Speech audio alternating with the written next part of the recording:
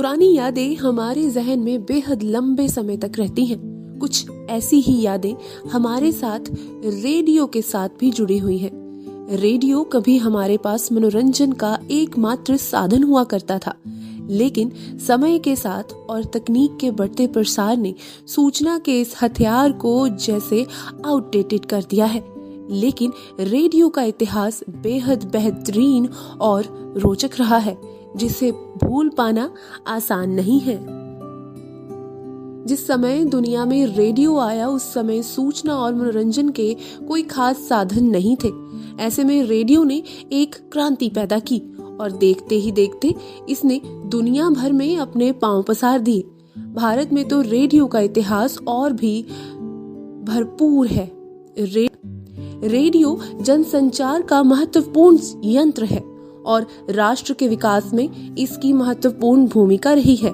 राष्ट्र में कम पढ़े लिखे लोगों को इस माध्यम से बड़े ही सरल ढंग से आम बोलचाल की भाषा में विभिन्न प्रकार की शिक्षा दी जाती रही है और आगे भी इसके रचनात्मक प्रयोगों का शोध चलता रहेगा। एक ऐसी सेवा है जिसके जरिए न केवल रेडियो फ्रिक्वेंसी से बात की जाती है, बल्कि आपदा के समय जब संचार के माध्यम ठप हो जाएं तो प्रभावितों की मदद भी की जा सकती है।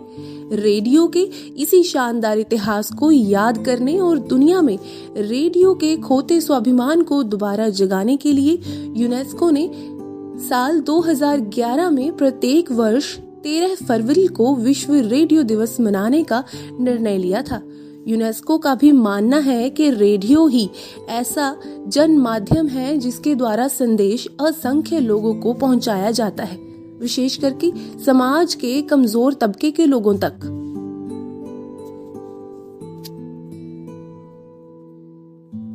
आइए अब जानते हैं रेडियो से संबंधित कुछ दिलचस्प बातें। रेडियो की उत्पत्ति लैटिन शब्द रेडियस से हुई है, जिसका मतलब यानी अर्थ है रे। इस शब्द को 20वीं शताब्दी में अन्य वायरलेस तकनीक से रेडियो को अलग करने के लिए उपयोग में लाया गया था। कभी बुजुर्गों और पुराने जमाने के लोगों की पसंद माने जाने वाले रेडियो को अब युवा दिलों की धड़कन भी माना जाता है। सूचना और मनोरंजन के इस युग में एक बहुत बड़ा वर्ग रेडियो के साथ जुड़ चुका है। खासकर मोबाइल और इंटरनेट पर रेडियो को युवा बड़े चाव से सुनते हैं। विविध भारती का रेनबो चैनल और एफएम के प्रसारण आज भी जनता के बीच लोकप्रिय हैं। आज रेडियो पर व्यापक पैमाने पर बाजार का प्रभाव देखा जाता है। कई प्राइवेट रेडियो स्टेशन भी आज जनता के बीच बेहद चाव से चुने जाते हैं, लेकिन ऐसे स्टेशन और चैनल मात्र मनोरंजन का ही साधन होते हैं। आकाशवाणी और विविध भारती के चैनलों को ही जनता सही पैमाने पर ज्ञान और सूचना का साधन मानती है।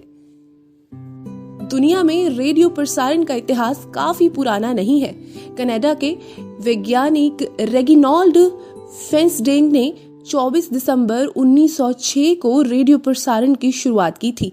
1918 में ली द फॉरेस्ट ने न्यूयॉर्क के हाई ब्रिज इलाके में दुनिया का सबसे पहला रेडियो स्टेशन शुरू किया था, लेकिन पुलिस ने इसे अवैध करार करके बंद कर दिया।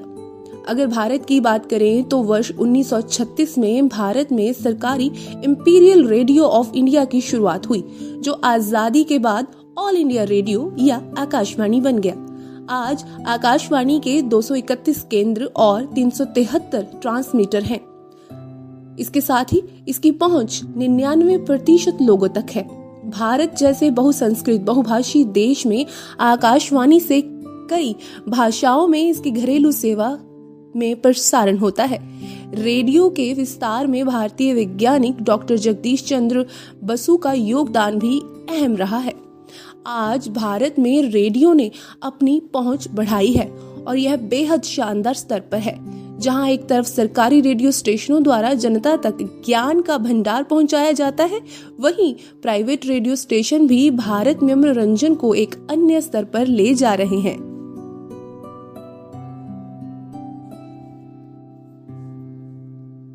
कभी हंसाता है, कभी नगमे सुनाता है, कभी हंसाता है, कभी नगमे सुनाता है, दीन दुनिया का हाल भी बाखूबी फरमाता है।